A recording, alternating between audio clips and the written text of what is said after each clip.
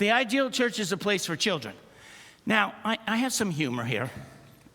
And even the 8 o'clock people had a hard time understanding this, though it was geared to them, because it's about hymns. My ideal church is a place for children. The preacher announced he was going to preach on the topic of gossip.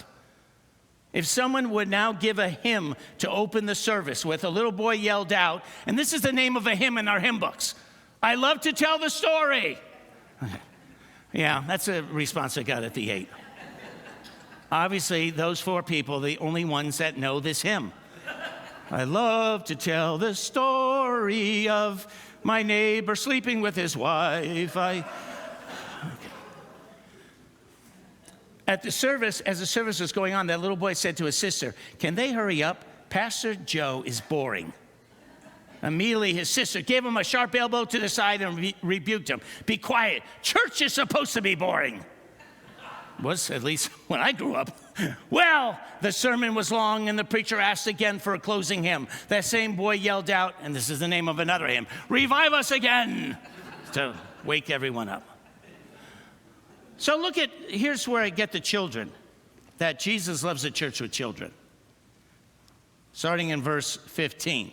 But when the chief priests and the teachers of the law saw the wonderful things he did, and the children shouting in the temple courts, "Hosanna to the Son of David," they were indignant. "Do you hear what these children are saying?" they asked him. "Yes," replied Jesus. So I just picture that there are kids that are running all over the place in the temple courts, right? And they're shouting and praising and "Hosanna to the Son of David." And these religious people are, "Look at these kids, they're out of control. Why aren't the parents, we got a nursery for them. Why are they here? What's?" And I just think Jesus loves a church with kids in it. You know why I think that? Because I know my wife and I love when the grandchildren are over at our house. Oh yeah, the grandchildren come. They're all over the place.